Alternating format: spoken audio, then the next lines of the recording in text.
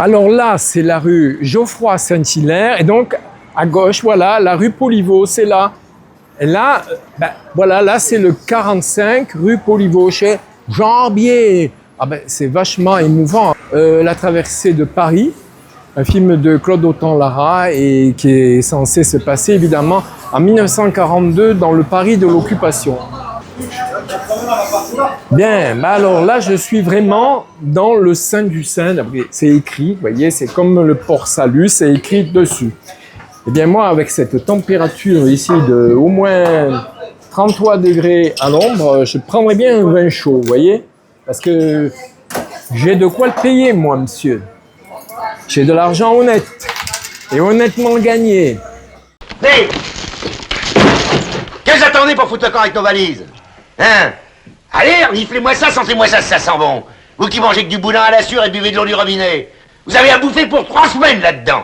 Eh ben allez-y, quoi. Vous savez bien qu'on n'ira pas se plaindre. Eh ben, qu'est-ce que vous attendez? Hein? Alors allez-y. Regardez, tiens, ils bougent même plus. Puis après ça, ils iront aboyer contre le marché noir. Salaud de pauvre. Alors pour moi, c'est très très émouvant d'être dans ce café qui s'appelle La Traversée de Paris, parce que j'ai écrit ce livre aux éditions Grémez qui s'appelle La Traversée de Paris de Claude Autant-Lara, qui est un livre de la collection Les films sélectionnés que dirige Carole Aurouet et qui est dévolu à des analyses séquentielles de qualité. Je parle pour les autres livres de la collection, bien sûr, mais j'ai déjà écrit un ouvrage pour cette collection, d'ailleurs d'autres, mais bon, on va pas entrer dans les détails, mais pour Carole Aurouet, c'était donc des films qu'on peut mettre en miroir. L'autre film, c'était un film de Gérard Houry et qui s'appelle La Grande Vadrouille. Voilà. Alors, nous avons La Traversée de Paris qu'on peut mettre en effet miroir avec La Grande Vadrouille. Voilà. J'adore La Grande Vadrouille. La Traversée de Paris, pour moi, j'en entendais évidemment beaucoup parler, je l'avais vu et j'étais resté assez hermétique disons, à l'humour grinçant du film. Et j'entendais les répliques Jambier, quand les gens faisaient cette espèce de cri que pousse l'acteur Jean Gabin, je me demandais en quoi c'était si drôle, pourquoi salaud de pauvre qui est resté évidemment, voilà. Et maintenant que je l'ai vu, revu et que j'ai pu l'étudier pour faire cet ouvrage, je trouve que c'est un petit bijou, voilà. Je crois qu'il va me falloir 2000 francs de plus. C'est sérieux? Comment si c'est sérieux? Rien du tout, vous m'entendez? Rien du tout! Je veux 2000 francs, nom de Dieu, Jambier!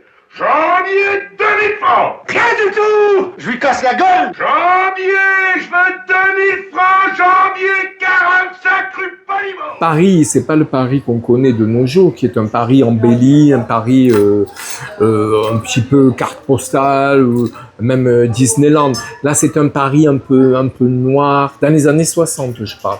Les stigmates de la guerre sont encore là, et les rares scènes qui ont été tournées in situ dans les rues de Paris, on voit vraiment que c'est un Paris noir. Il n'y avait pas eu... C'était les tout débuts de la loi Malraux où on était défalqué d'impôts si on ravalait, et c'était d'ailleurs une obligation de ravaler son immeuble. Les immeubles parisiens, à cause du chauffage au bois et au charbon et à la circulation automobile, étaient très noirs. C'était une ville sombre. Voilà, et c'est ce qui ressort dans ce film qui est censé évidemment se passer dans les années 40. Au niveau du choix des acteurs, il y a eu des problèmes. Déjà, la production voulait imposer Yves Montand à Claude Autant-Lara qui n'en voulait absolument pas. Bon, il a pris après Jean Gabin contre l'avis à la fois parce que l'ouvrage le film est tiré d'une nouvelle de Marcel Aimé. Marcel Aimé, lui, ne voulait ni de Bourvil, ni de Jean Gabin. Il voulait ni l'un ni l'autre. Et il a écrit d'ailleurs après, il a écrit à Claude Autant-Lara pour faire un peu mea culpa et pour dire finalement le choix était excellent. Voilà. Alors après il y a des critiques parce que si vous lisez le livre à la fin, j'ai récolté des critiques de l'époque ou même des critiques récentes qui reprochent un peu aux personnages les deux personnages principaux, hein, c'est-à-dire Grand Gilles joué par Gabin et Martin joué par Bourvil, d'être un petit peu caricaturaux, un petit peu commedia dell'arte. Et moi, je trouve pas, je trouve que le jeu de tous les acteurs, y compris, alors là, c'était vraiment les débuts de Louis de Funès, parce qu'il n'avait pas tourné dans de grands films comme ça. Après, il va évidemment crever l'écran à partir de La Grande Vadrouille, entre autres. Hein. Il est mais remarquable. Quand on voit il y a très peu de scènes avec Louis de Funès, mais dès qu'il est là, puisqu'il joue le rôle de l'épicier Jean Blier, et dans la nouvelle d'ailleurs, l'épicier s'appelle Jean Blier. Mais c'était certainement trop difficile et ça faisait plus la gouaille parisienne d'enlever le L. Et donc ça donne Jean Blier, que évidemment Gabin a immortalisé. Alors dans le livre, j'ai eu le plaisir d'avoir le petit-fils de Louis de Funès qui a écrit un texte qui est une sorte d'introduction, mais comme il se focalise surtout sur le personnage de son grand-père, mais enfin, en page 18, voilà, on peut lire Laurent de Funès parlant des débuts. C'est un film qu'il n'avait d'ailleurs, étrangement, c'est parce que je le lui ai demandé, il ne l'avait pas vu, La Traversée de Paris. Et il dit, grâce à ça, j'ai pu découvrir un chef-d'œuvre. Voilà, on ne peut pas avoir tous les films qu'il y a sur Terre. Moi, j'ai plein de lacunes aussi. Hein. Je pense que Gabin, au départ, enfin, je crois me souvenir, il n'était pas très partant. Il trouvait peut-être le rôle un peu trop caricatural, justement. Voilà, mais Bourvil, c'est les débuts des contre-emplois de Bourvil, puisque là, il joue le rôle quand même... Il joue plus le rôle du naïf, mais le personnage de Martin est quand même assez ambigu, parce qu'il fait un métier malhonnête, mais il fait un métier de survie. Et la question, enfin, une des nombreuses questions que pose le film, c'est qu'est-ce qu'on peut faire quand on est dans une situation comme ça? Que la France est occupée, qu'il n'y a plus rien à manger. Est-ce que le marché noir, c'est quelque chose de répréhensible et de malhonnête, ou est-ce que c'est quelque chose pour survivre? Parce que Martin, lui, s'il est condamné à faire du marché noir, c'est parce qu'il a perdu son rôle de taxi. Il était chauffeur de taxi. Or, pendant l'occupation, il était interdit au taxi de travailler à Paris. Donc lui, il se retrouve au chômage. Et il trouve cette solution par Jean Blier, qui est un esclavagiste, qui est un exploiteur, hein, parce qu'il le paye très peu.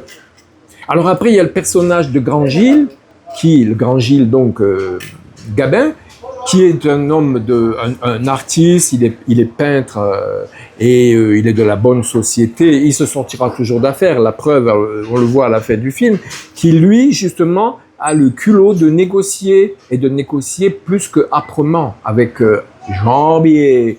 Jean Blier qui donne quelques sous pour faire traverser ce cochon découpé en morceaux dans 4 valises à ces deux malheureux, entre guillemets. Bon, admets que je t'écoute et que tous les deux on l'étouffe, le cochon. Je dis admets.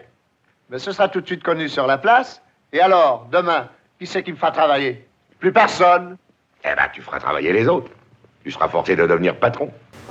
Moi, je pense que c'est un peu comme des clowns. Ils fonctionnent sur le système des clowns, l'Auguste et le clown. L'Auguste, c'est-à-dire Martin, c'est-à-dire Bourvil. Il est maladroit, voilà. Et le clown blanc, c'est celui qui sait, c'est la dialectique du clown blanc et de l'Auguste. Là, on est en plein là-dedans. Nous avons il est pas très heureux dans son couple, Martin. Il a perdu son travail. Il se fait exploiter par Jean Blier. Et le soir où il doit faire la livraison de ce cochon, son acolyte, on va dire, s'est fait attraper par la police puisqu'il a fait du marché noir de savonnettes.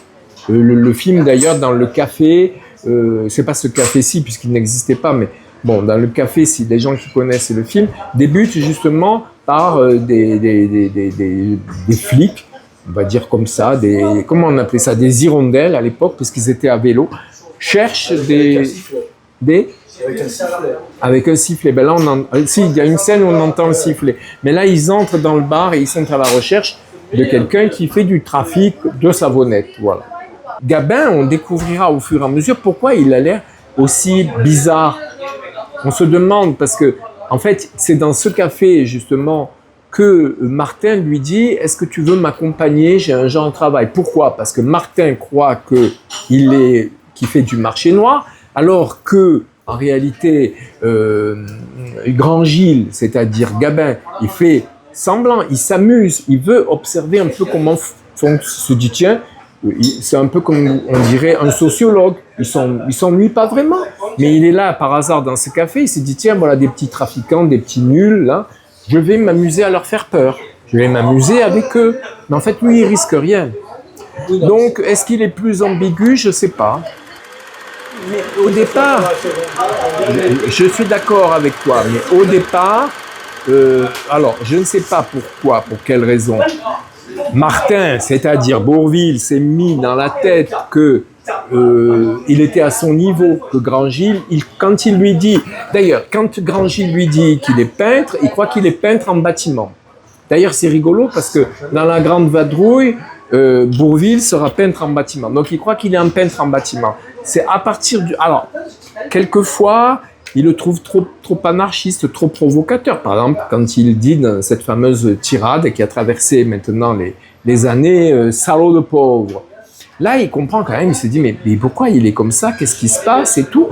Et à partir de ce moment, quand ils vont dans l'atelier de Grand Gilles, c'est là. Oh, j'avais compris, peintre.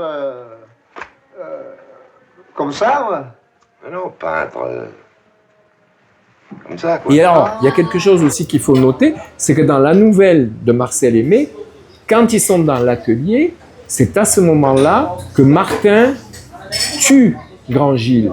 Il y a un meurtre qui a été, par les scénaristes Lorange et Bost, ça a été supprimé, non pas pour affadir le film, mais justement pour garder un côté positif au personnage de Martin.